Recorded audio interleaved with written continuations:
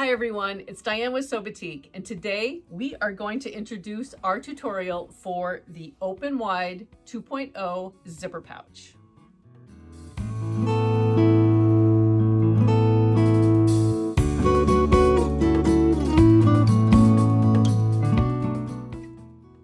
First, I have to tell you what you're about to see. A while ago, if you've been following us on our YouTube channel or any of our newsletters, you'll know that I have had this Open Wide 2.0 zipper pouch in the sewing room, almost ready to be done for quite some time. And I need to apologize for that, but I am really excited to finally get this out to you so that you can have a step-by-step of how this simple pouch is made. So a while ago, I created this video and introduced all of the details about sewing this project. When I got to the step-by-step portions of each one of the steps, when I got to each one of the steps and I turned on the video camera, there were portions of the video I just did not like. And so I set this whole project aside and just this week went back to finish the project. So what you're going to see is an introduction where I show you the large bag finished. I'm attempting to describe the medium bag and that we're going to use this to do our step-by-step tutorial. Those videos didn't work, so this week I stitched up the tiny small bag, which is the cutest bag imaginable. And these are the steps you're going to see throughout the technical portion of the video. So let's get started with the introduction. I don't want to make this any longer than it already is, but let's talk about the introduction, and then I'm going to take you through the step-by-step, and then I'll come back and give you a quick summary. I am holding the large version of the ByAnnie Open Wide zipper pouch. I have to tell you, this is so much larger than I thought it was going to be. I was really shocked. It is a great size zipper pouch that whether or not you use it, you think about a cosmetic bag or something, or a travel bag that you put inside your luggage. This is quite large. I could use this for sewing supplies or absolutely anything. The pattern comes in includes three different sizes. And since this is the large size, there is a medium. Well, let me step back. This measures approximately 9 inches high by 12 inches wide, and then the depth is about 6 inches. I mean, if you put a strap on this, you've got a beautiful bag, to be honest with you. It's just great. And the medium size is about 3/4 the size of this particular bag. It measures 6.5 inches high by 10.5 inches wide, and the depth is about 5 inches, so it's just a little bit narrower. And then there's a small version, and the small is about half the size of the large. Each one, they're sewn the same. You can just, once you've sewn one, as I have here, I am going to definitely make several of these because these are going to make great gifts. You can make a set for someone. You can make one large for one person, a medium for one person, a small for one person. It's just a great, great project. Let's talk a little bit about what goes into this bag. I'm going to start off by talking about our fabric. I chose the canvas from our Batik canvas collection, and it is, just going to turn this around, it is the hand-dyed lilac. I really wanted to feature something that didn't have so much motif and colors and all that kind of stuff. I really just wanted something very simple, and so I selected the lilac and the lining inside, and also I brought the lining outside to the front border. That is our 115-inch wide Batik cotton, and this particular motif is the Phoenix motif in the colorway of sherbet blue. Yes, that is my favorite color. And you've seen it so much this week on social media, it's not even funny. But it's my favorite and I just really love it. And then Kathy, a friend of ours that helps us with sewing and different things in the office here, she was watching me try to select the coordinate, the binding, and some of the accent that goes into this particular bag. And we decided on the, again, it's 115-inch wide fabric, and it's our Medora Flora. Let me get a bigger piece for you. It's Medora Flora in the shade of Pinot Noir. And at first I thought to myself, well, does that really go? But it goes so well with the undertones of the sherbet blue. And I picked a very wild zipper color, and it really pulls the whole thing together. And so this is our SewBatik canvas, our cotton in sherbet blue, and then the Medora Flora in Pinot Noir for our coordinate. In addition to the SewBatik fabric, you will need a coordinating zipper, and we'll talk about the yardage here in a minute. You will need mesh, whatever color mesh you would like, and this actually forms the pockets inside the front and the back of the pouch. You'll need fold over elastic to finish off the top edge and the bottom edge of each one of the pockets. It really gives it a little bit of elasticity and movement so that whatever you happen to put in each one of the pockets will fit nicely, securely, and you can still see inside the bag itself. The last, now that I think about it, the last supply that you really need is interfacing. And in our kits that we provide the SF-101. It's like a shape flex. It's a little bit heavier. And that is only needed, you need very little. It's only needed for the outside border to give it a little bit of extra stability. And it actually kind of hides the quilting behind there. To be honest, that's on the main fabric itself and gives it a really, really fun detail. But again, if you have any kind of ribbon or if you've done any patchwork piecing or quilting that you want to add to your bag to make it kind of special from you, then go ahead and use that as well and follow the measurements that are in the pattern itself. The other thing that you will need, well, two more things. Soft and stable, which is what I used when I quilted up the fabric, and your thread. I am a little bit of a matchy-matchy person, so I go a little bit overboard when it comes to thread. So I have thread that matches anything that is top stitched. You don't have to do this. You can find a neutral that fits every single one of the colors that you have in your bag.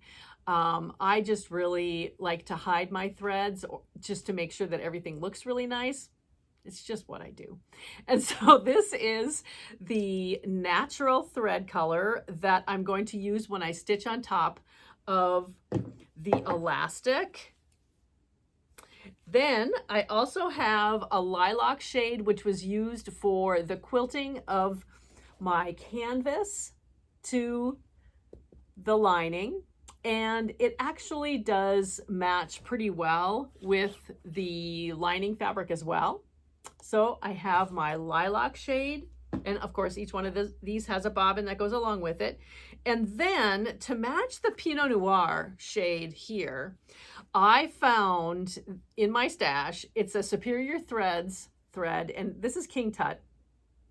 And it is number 952, but look at this thread. It's variegated, and it really pulls out each one of the colors in that coordinating fabric. And it is a 40 weight thread, and the recommended needle size that's on this spool of thread is a 90-14, which is what I'm going to use to stitch up this entire bag. I don't go any larger than that, but I do believe that the needle needs to be a little bit stronger than an 80-12 because of the layers and the amount of layers that we're going through when we stitch the binding on, or the 2 layers of soft and stable together, as you will see. But you work with whatever needle and thread that you like. I just recommend a top stitch needle, and this particular one is a 90-14. So that is what we need to put this whole bag together. Now let me talk a little bit first about what I did here to create the fabric for our bags. I decided when I was going to use our 57-inch wide batik canvas that I wanted to really use the whole 57 inches of that fabric. Coincidentally, Soft and Stable measures anywhere from 58 inches wide to 60 inches wide. So it is a perfect match for quilting up a large piece of the canvas, Soft and Stable, and whatever your lining is going to be. So I happened to put this fabric on my long arm and just did the cross hatching stitch. I'm trying to teach myself how to use cross hatching and edge to edge and match up my cross hatching. It's not going well, but I'm getting there. Anyway, that became my sample for these bags. And the reason I want to bring up our 57-inch wide fabric is that I'm trying to make kits from a business perspective that are economical for you, our customers, and also give you a lot of options. So what I did is I took all the information that was in the ByAnnie pattern for all 3 sizes. What could I get out of 57-inch wide canvas, and how much would I need to make one small, one medium, and one large? So a complete set. So what I did is I created this little chart and cheat sheet to be able to use only 5/8 of a yard of our 57-inch wide canvas, and then 5/8 of a yard of the Soft and Stable. You can get away with a 1/2 yard. And then I allowed, since I put it on my long arm, I did allow for extra space for the lining to attach it to the long arm and still have all of the pieces that I needed. So I included that yardage for the lining in the kit. So we have also then 3/4 of a yard at 45-inch wide, back to a traditional cotton width of fabric needed for all 3 bags of our coordinate as well. And so really, that's not a lot of yardage to make these 3 bags. Because if we were to look at the back of the pattern jacket for the ByAnnie pattern of what you would need to make, for example, a large, it requires a 1/2 yard, or recommends a 1/2 yard of 45-inch wide fabric for one bag. So we are really, really saving yardage if we can use our canvas for the main, our cotton for the lining, and the Soft and Stable. It's really a great way to economize and still make amazingly beautiful bags.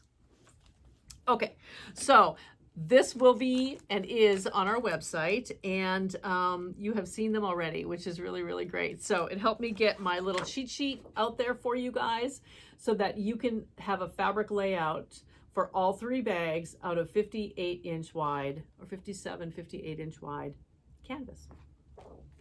Okay, what else do we need to talk about? Let's get started. I want to talk first about each piece. So after everything was quilted, and I cut out everything for all 3 bags at once. Okay, now if you are quilting this fabric on your domestic machine at home, there is enough fabric to cut the pieces first and quilt them smaller. It gets to be, I understand, I tried to do this at home one time myself. It gets to be a lot of bulk that you're moving around underneath your sewing machine. So just know that there's plenty of space for you to cut a 1/2 inch or 1 inch around each one, quilt it up, and then cut it to size. So let's get started with the medium bag.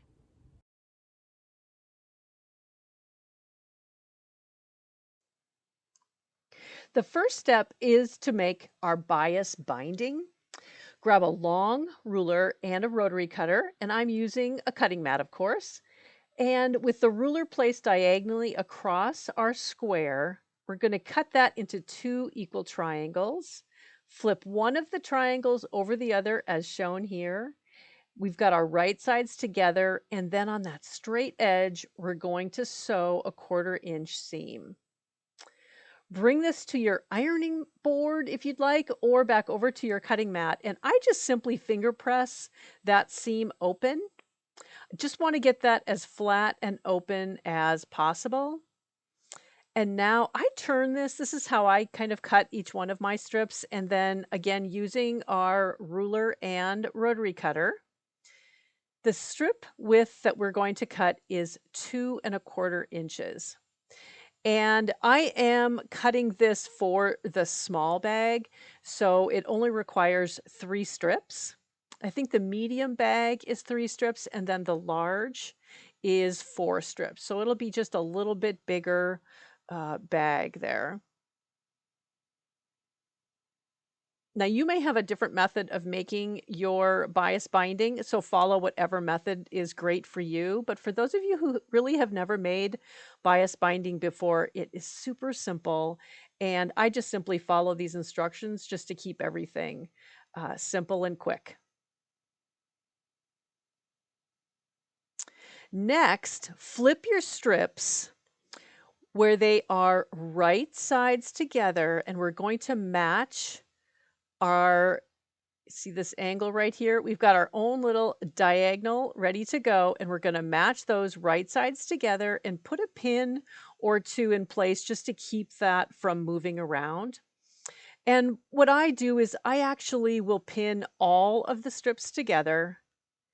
I'll take this next strip, flip it right side up, grab another one of the bias strips and attach it with a pin in the exact same way.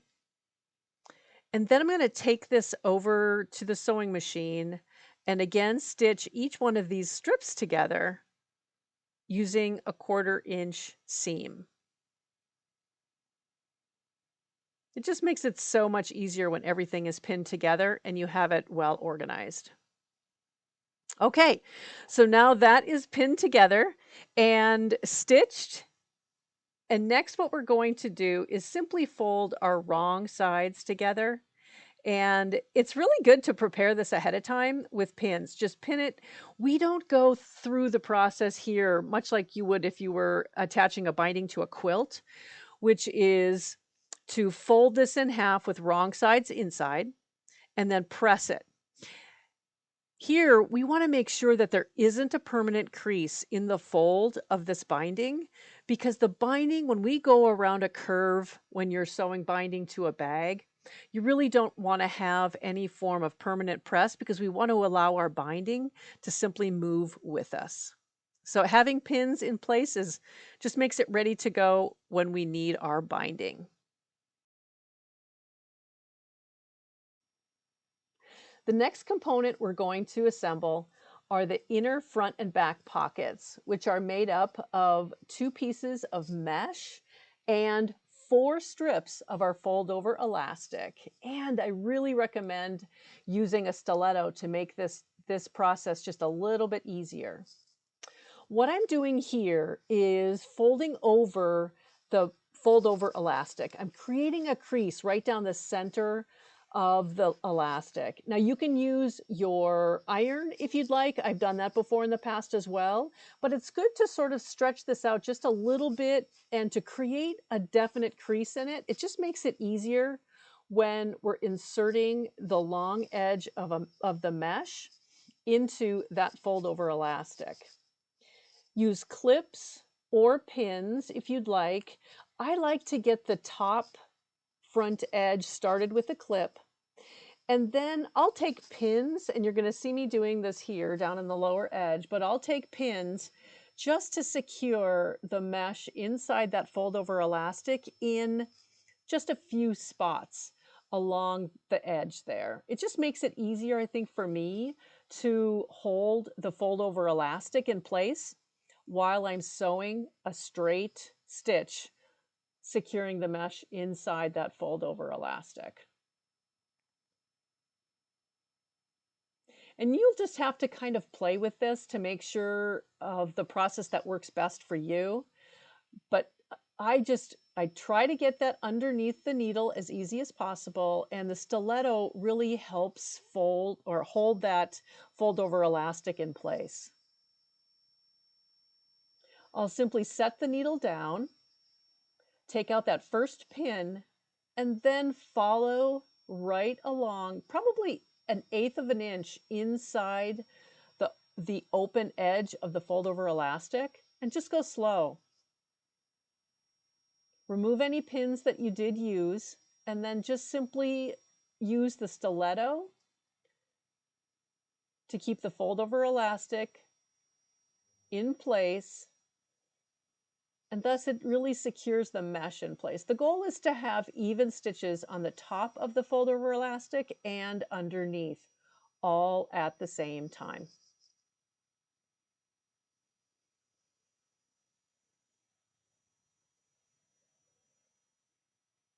And I'm using matching thread for each one of my steps. I'm really kind of a, as I mentioned earlier, a matchy-matchy person. So I have tan thread in my machine so that it matches the natural color of the fold over elastic that we're using in this project. I'm going to do one more attachment here. So let's, again, fold the fold over elastic, insert the mesh right inside along that fold, and then pin that in place. Or again, use clips if that's easier for you. You may be very good at this and simply pin the first portion, put that underneath your needle, and you're able to manipulate the fold over elastic and the mesh all at once. I just really like to make sure that I have an even placement of the elastic on the mesh. You can see here, it does get a little bit fidgety, but it really turns out so nice when you stitch it slow. And again, I can't stress enough how using that stiletto really does help.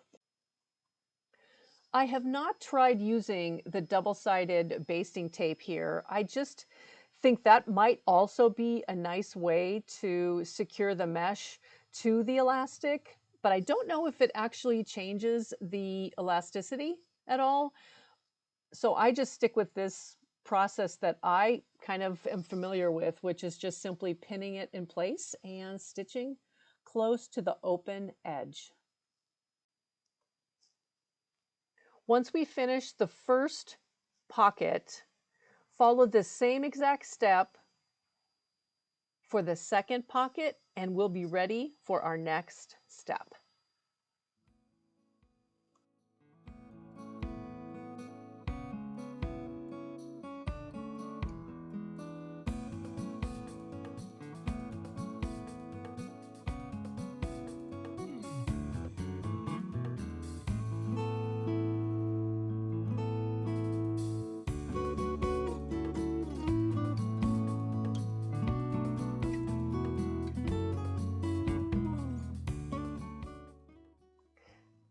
Next, we'll prepare the end strap. So we'll find that piece, fold it in half, pressing a crease right down the center of the strap.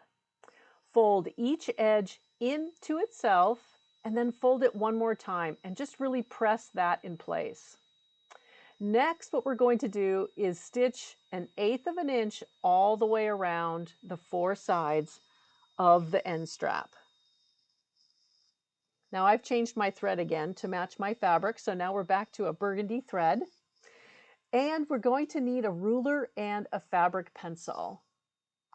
On the perfect side, whichever side you think is the best, because it will be on the outside of your bag, mark 3/4 of an inch in from each edge. These are going to be stitch lines when we attach the strap to one end of the pouch.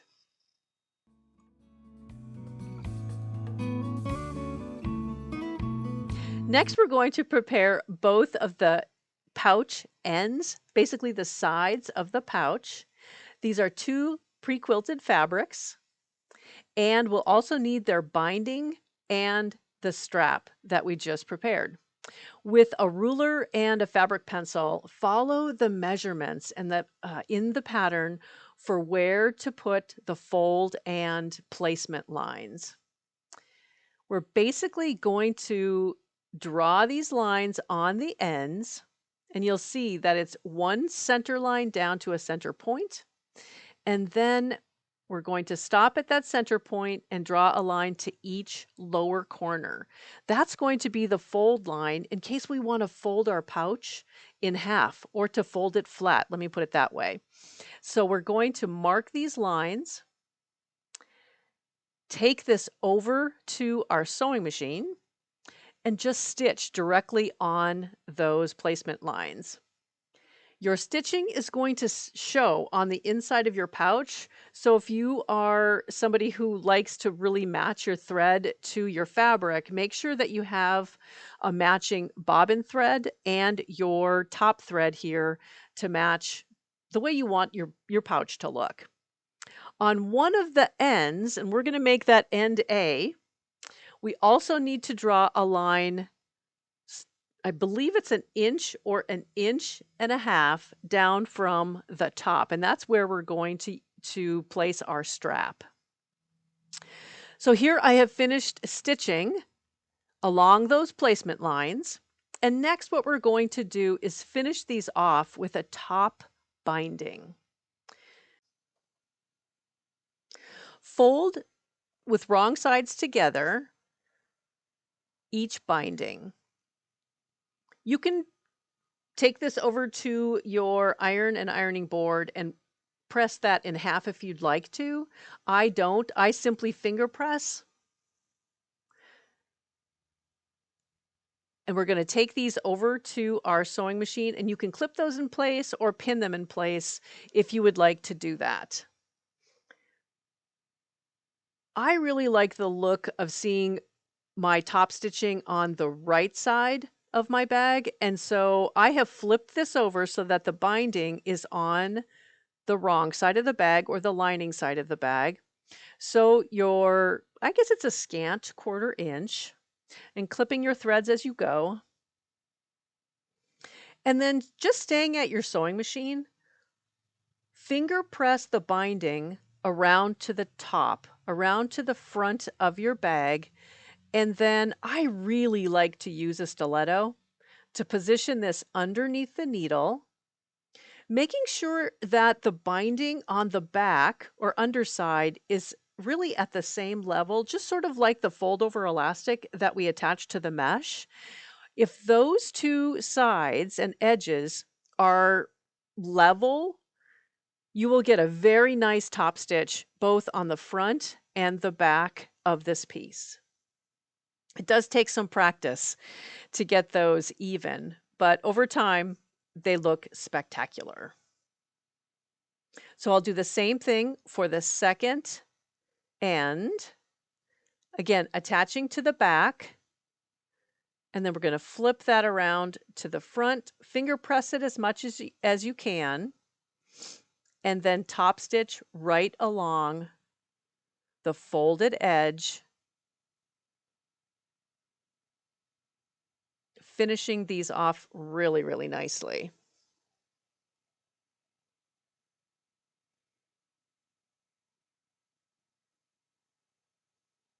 That looks really great.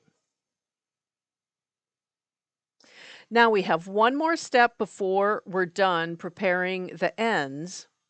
We need to take our strap that we prepared earlier and position this strap directly below the line that we drew with our fabric pencil. Begin stitching along the right edge of the strap. Pivot and then continue stitching, following the top stitching that is already on the strap. Pivot one more time at that first fabric pencil mark. Top stitch right on that mark and continue pivoting around, following your top stitching one more time. And this is going to secure the end to the end of the pouch, the end quilted fabric.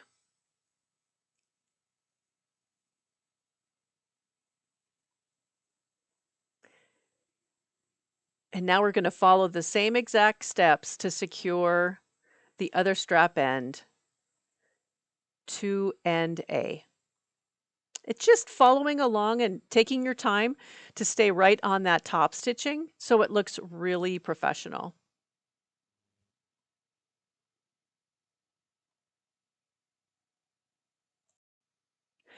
The next thing we need to do with each one of the bag ends is to curve the bottom lower edges of each piece. And Annie includes a 2.5-inch circle that you can use as your template, or I think you might know this, but the bottom of a cone of thread, and it doesn't seem to matter which manufacturer of the thread it is 2.5 inches.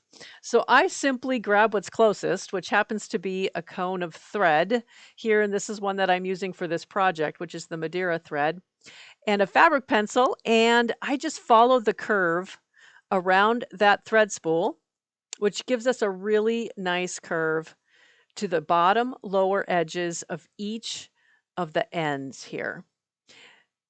I then clip off those curves.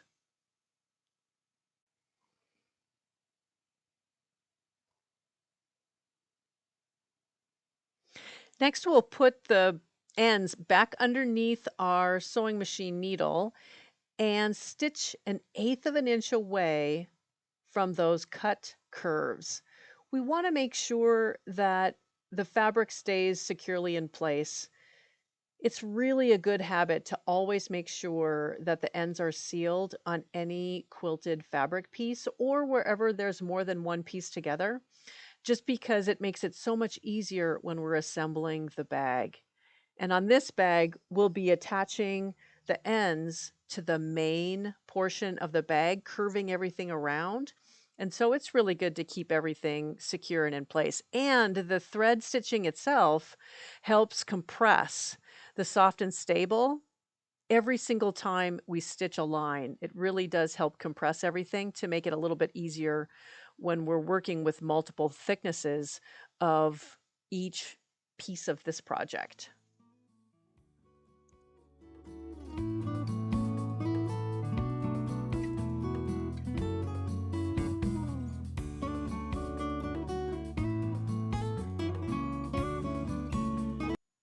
Before we can officially start assembling the pieces of our zipper pouch, we need to mark some placement lines. We're going to mark a placement line on the front outside of the bag, and it's simply one line. And this line is going to be used for placing our border piece or a piece of ribbon on the front of the bag. Then we're going to flip this over, and now I'm showing the lining side of the bag. And on the lining side, before we can add the ends to this pouch, we need to stitch in place both of the mesh inner pockets. So these are the placement lines that we need to make sure are on the lining side of the bag. And they are equal distant from each of the short ends of this main bag fabric piece. So we're marking one line for the top of the pocket, and one line will be for the bottom edge of the pocket. And the bottom edge of each one of the pockets really actually are a double use. Of course, they're going to be where we stitch our pocket in place at the bottom, but they will also be our fold lines. So they create that bottom flat fold when we have the entire bag assembled. Once all the markings are finished, we need to flip this around, and we're going to attach the border or the decorative ribbon to the front of our bag. I've selected the same fabric as I'm using for the binding on this small tiny bag. I've already interfaced the wrong side of the border. So what we need to do now is fold this in half and pin this or use clips to position this above. You see how I've got that above our placement line. and the fold is away from that placement line. It runs along the edge of the top edge of our main fabric. What we're going to do is we're going to stitch a 1/4 inch away on the inside of our border, the raw edges of the border. That is where we secure that border in place. We're going to hide our stitch lines basically. So I've already done that here. And then what I'm going to do is use double-sided basting tape. This is a ByAnnie product. And I find it very difficult to put things in place where we have to stitch inside the middle of a bag. And so I use the double-sided basting tape whenever possible to keep things in place, and I don't have to use pins or clips. So I've put a little strip of that basting tape along the inside fold of our border. I'm using a little decorative label inside there, so you could do that as well. Finger press this in place, and by doing this, I don't need to use pins or clips to hold this border in place. Stitch 1/8 of an inch away from the right edge, a 1/4 inch or 1/8 of an inch, whichever you'd like to do for your decorative top stitching. Go all the way across the bag, come back up the other side, and then again across the top portion of the border. And this just makes a really beautiful decorative piece to the front of the bag.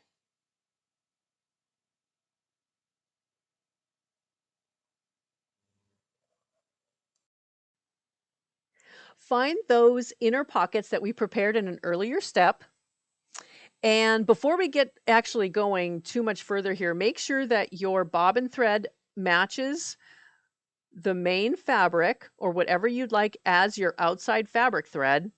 And then your top thread matches whatever thread you would like to use to attach the pockets on the inside of your bag. Place the long edge of one of the inner pockets along the top placement line. And you can use either pins or clips to secure the pocket in place, and try not to stretch the mesh or the fold over elastic as you pin this in place. The bottom edge of this pocket should also be in alignment with the bottom placement line, which was about for this size bag anyway, which was about 4.5 inches away from the top edge.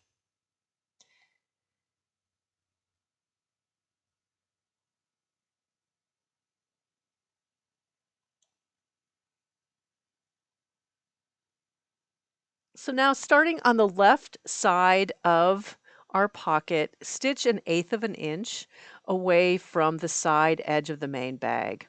I do backstitch anytime I'm stitching a pocket on, just to make sure that it has a little extra stability. You never know what's going to happen with pockets, and so I always do a little extra stitching. Now follow along the lower edge of our fold over elastic, securing this pocket in place. And I have my pins placed away from where my presser foot's going to go, so I don't have to stop and move anything while I'm attaching the pockets. And again, backstitch at the top of the pocket.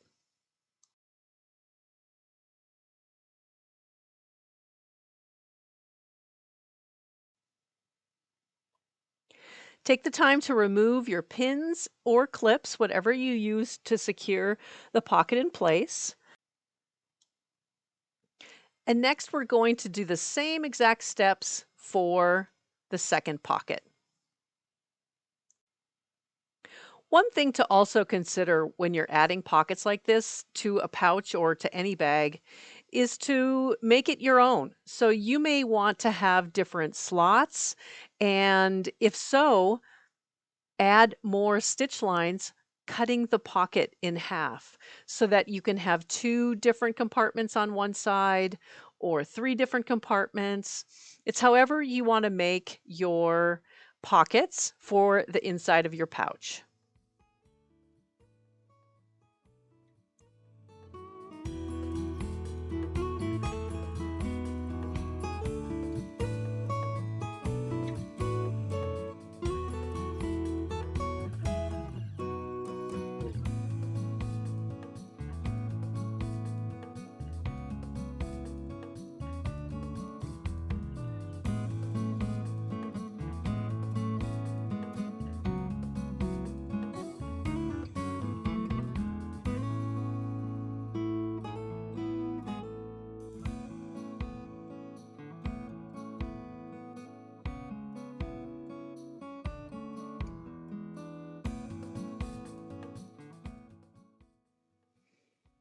Once you're comfortable with the pockets, let's cut away any excess on the outside of the main bag, just to make sure everything is nicely finished.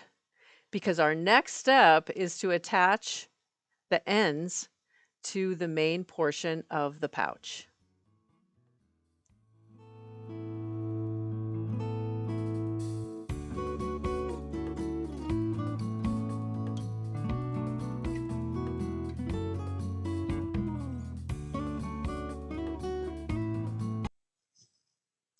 Next, we're going to attach both ends to the center main portion of the pouch. Fold the main portion in half. Put a pin in each of those fold markings. This is really going to designate where we put the center of the bottom of our end pieces. Match up your pins.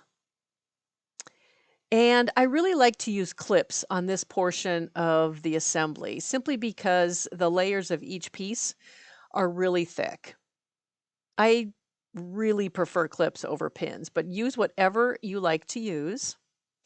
Line up the top edge of the bag end to the marking that is 5/8 of an inch down from the top of the main bag. Line that up and put a clip in each one of those top spots. As you can see here, what we're doing is the right side of the end needs to face out. So we're going to sew the end onto the main portion of the bag with wrong sides facing each other.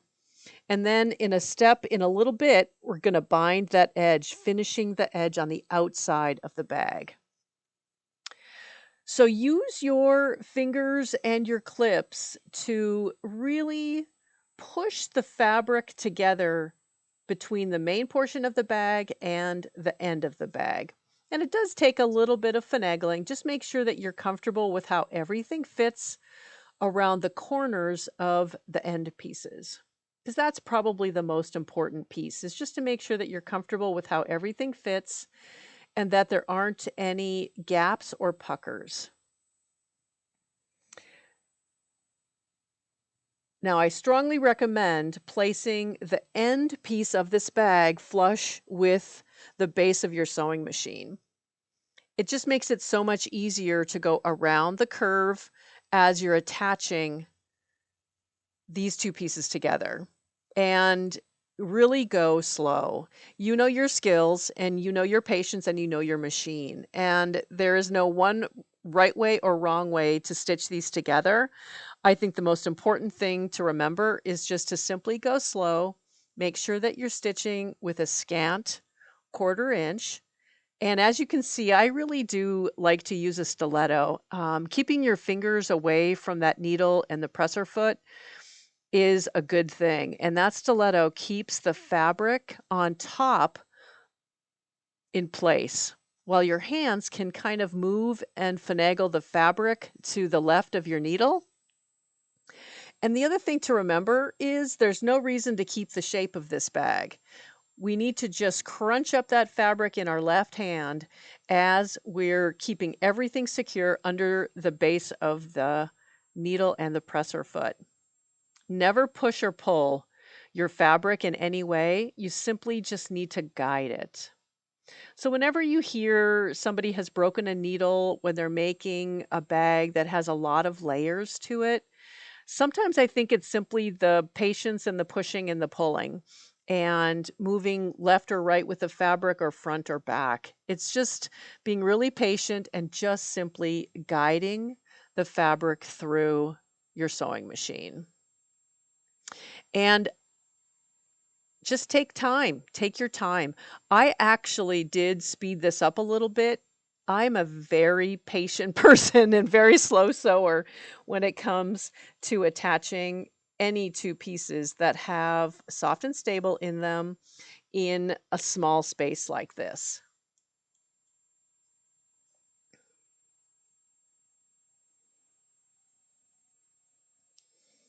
And so now you're coming to the edge where the two pieces meet, and if you would like to backstitch, definitely do that. I do like to backstitch there, and then I'll just finish by running it right off the edge of the main portion of the bag. Now take a look and make sure that you feel comfortable with the level of stitching, that there aren't any gathers, that it is a scant 1/4 inch, because now is really the time to make any adjustments. Now it's time to add the binding to our raw edges. Cut away a straight edge off the end of your binding, and we're going to match that to the top edge of our main portion of the bag. Use pins or clips to attach this in place. I only use either 1 or 2 clips or pins just to get this going, because we don't necessarily need to pin this all the way around the end of the bag.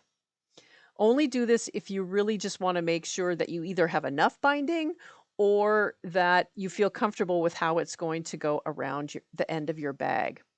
As you can see here, I'm actually attaching the binding to the end side of the bag, where in Annie's pattern instructions, she instructs to attach the binding to the outside main portion of the bag and then pulling it in to the end of the bag when you top stitch it in place.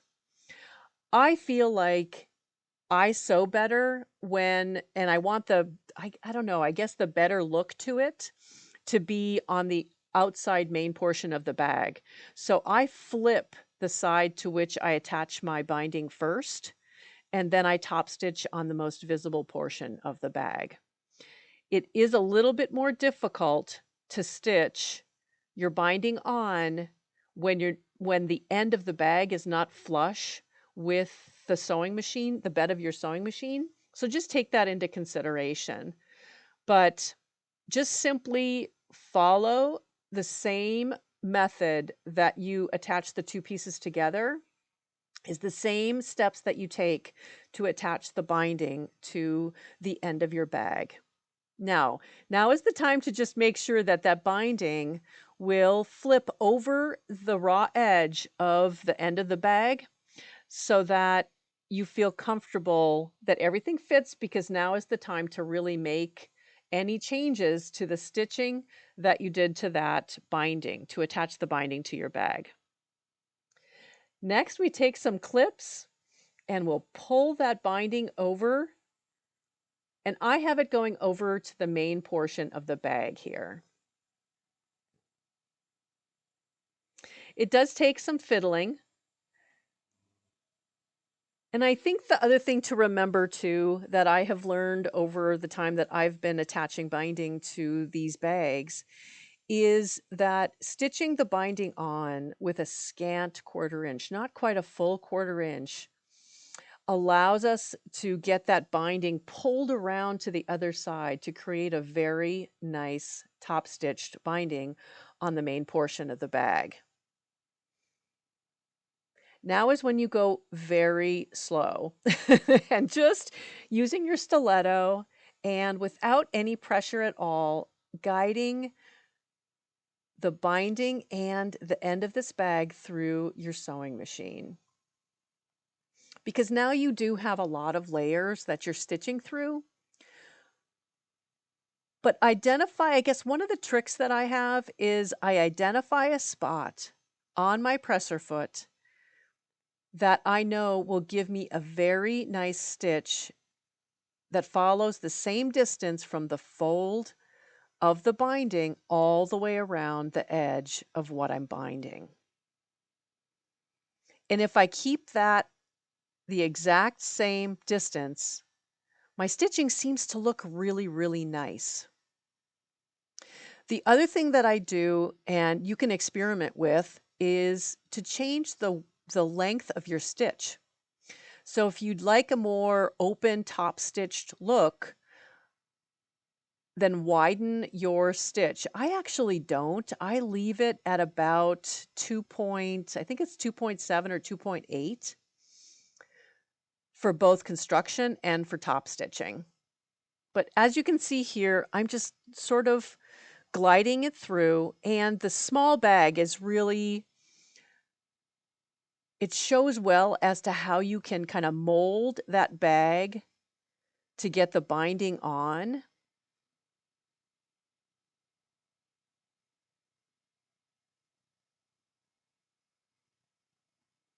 And this is the exact same process that we go through to add the second end, which is end B, to the other side of the main portion of the bag.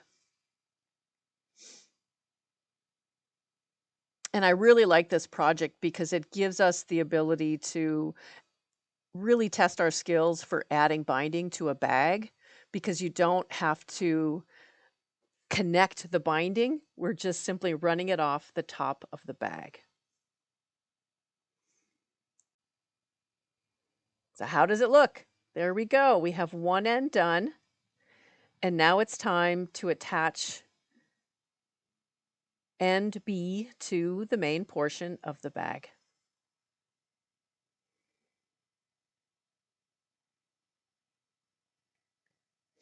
Follow the same steps where we fold end B in half, put a pin right in the center of that fold, grab some clips, line this up, and you're going to see that it's the exact same steps. The only thing that really changes is now we have a little bit more to work with in our left hand as we guide the fabric through the sewing machine, because one end is already closed. That's the only difference. And I just think it's, a little bit more patience, and just remember to stay on a slow speed and construct everything with a scant 1/4 inch, and then finish your top stitching with a full 1/4 inch. And I did speed up this portion, but I wanted to show what it looks like when you have both ends and how it changes kind of the feel on the sewing machine.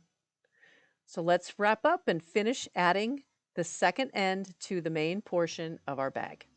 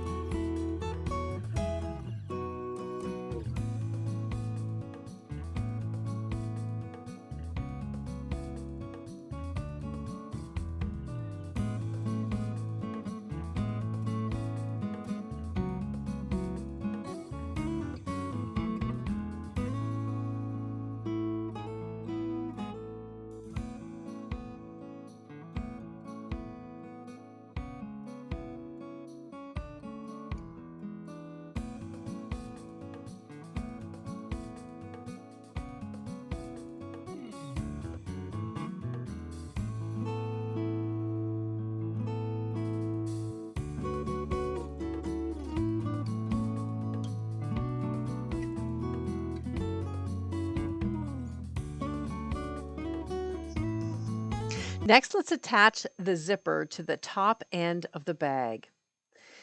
Position your zipper so that the zipper tab is on the left side and it extends on the right side of the bag. And that's why the strap is over on the right side of this bag.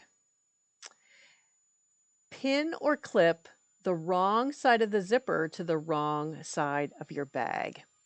And you'll see that pin there on the left side. That is my marking for starting to sew 3/4 of an inch away from the end of the bag.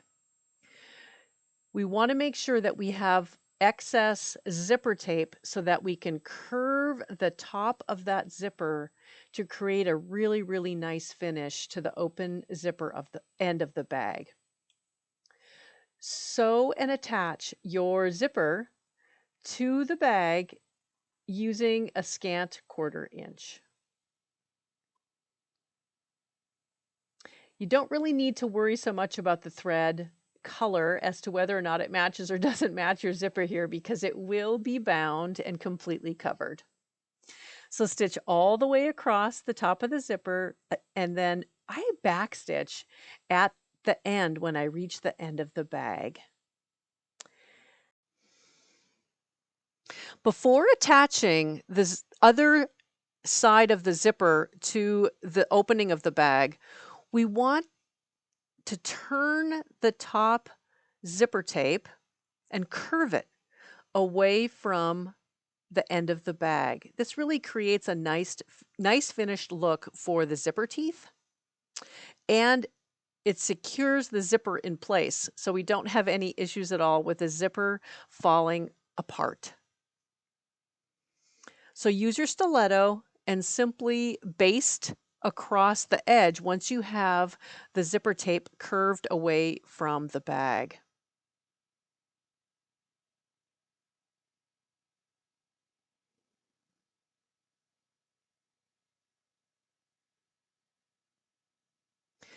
Zip that back up again, because now what we want to do is match the positioning of the zipper on the other side of the main bag.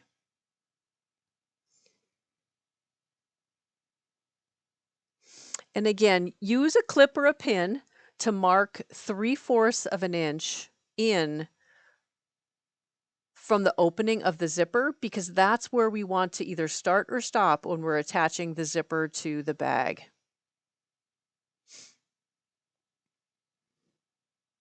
When I sew this side of the zipper to the bag, I'm starting at the extended zipper tape end. So I need to know where to stop stitching, and I'm going to stop stitching at that pin.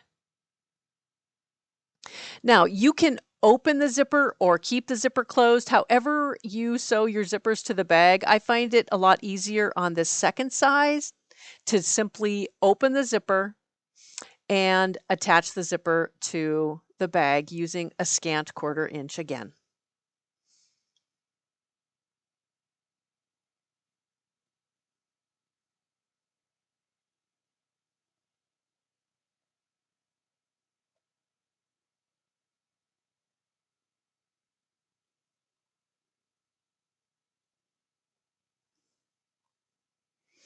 Curve the zipper tape away, just like we did on the other side, and tack it in place with a couple of stitches.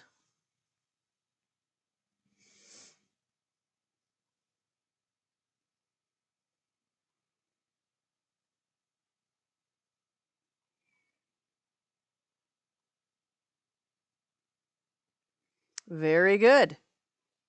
Now it's time to attach the binding to the top of this bag. We are almost done.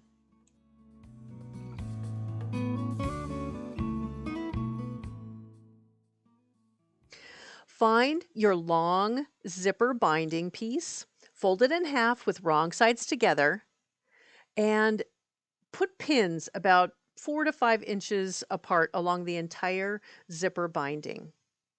Starting with the zipper extended to your left, attach in a couple of spots. Attach the binding to your zipper.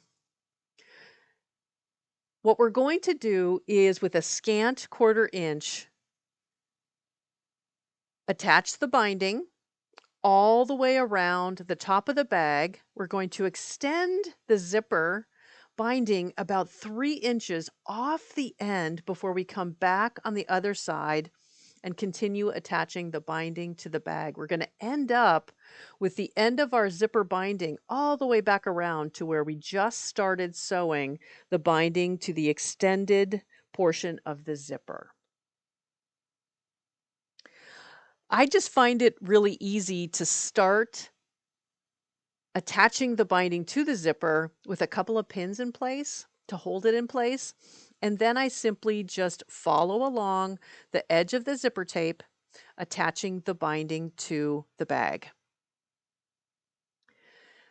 I do backstitch as I hit the end of the top of the bag, and now measuring 3 inches, somehow either with a fabric pencil or a pin, mark 3 inches. Now this measurement may be different for the medium and the larger bag, so follow your instructions in the pattern for those measurements. Continue stitching through that 3 inches, and now I lift up my presser foot and slide the other side of the bag underneath that zipper binding, and then continue stitching the binding all the way along that zipper. Now you're going to have to move the zipper pull back and forth just to make sure that you're not, just to make sure it's easy for you to attach the binding to the zipper.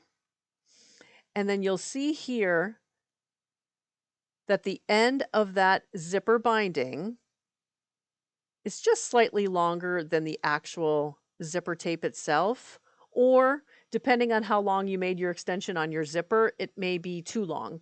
So what we want to do now is come back and trim the binding equal with the end of our zipper, our extended zipper tape.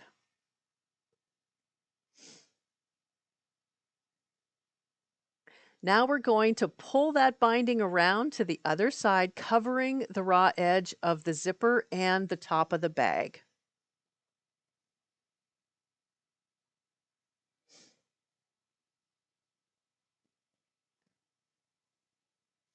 And use clips or pins, whichever you prefer, and as frequently as you'd like, to pull and secure the binding over to the front side of the bag.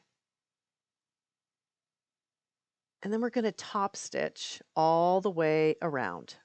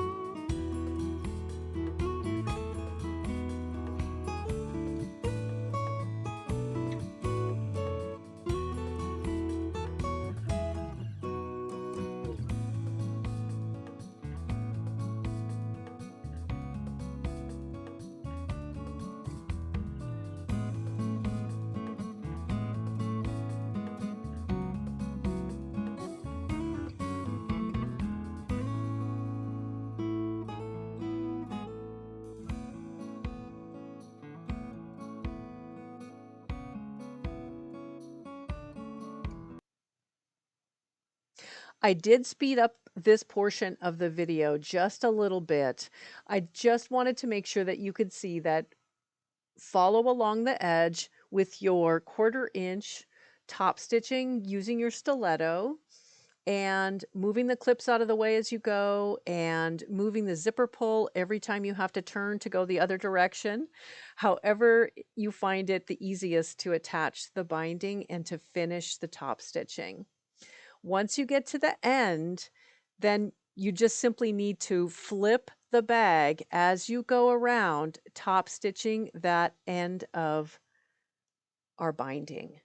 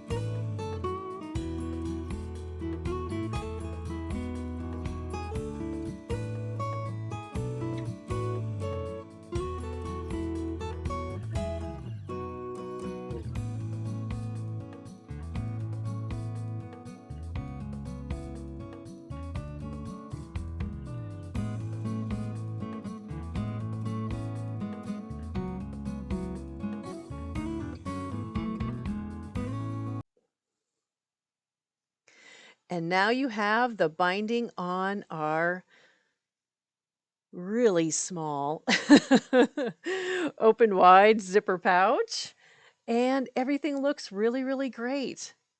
So we do have one step left, and that is to attach the zipper tab.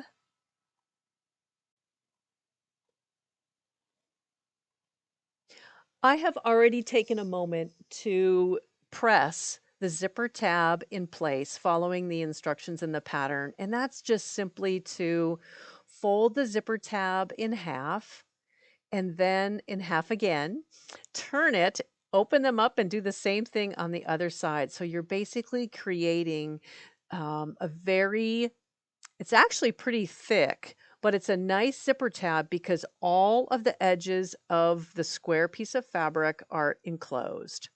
Now, if you have a different method for finishing off the edge of your zipper, uh, definitely follow your favorite zipper tab. I then come over and top stitch all the way around the four edges of the zipper tab to make sure that everything stays in place. And I do a little bit of a back stitching following the stitches that I previously made right at the front edge here of the zipper tab.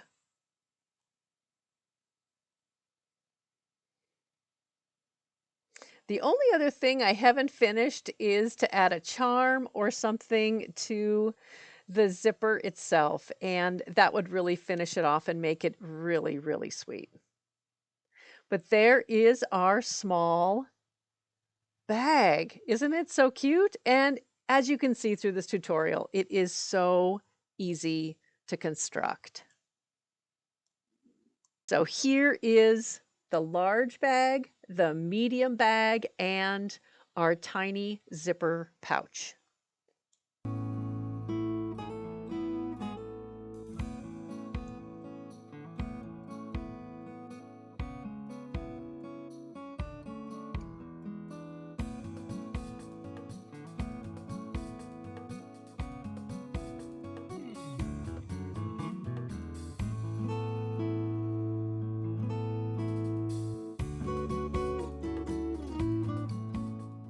I really want to thank you for taking the time to stick around through the entire tutorial. I hope you are excited to stitch up your own set of open wide zipper pouches. And you know, I didn't have very much fabric left over from all of the quilted fabric and the accents. Save your pattern, save your pieces and your labels, because we want to make sure that we use that the next time. I had a little bit of bias binding left over. That's about all. So hopefully you learned a lot. And if you have questions, or I missed a step, or something just needs a little bit more explanation, please add that to the comments below and share this with your friends who are also making this open wide zipper pouch. Keep sewing, smiling, and sharing.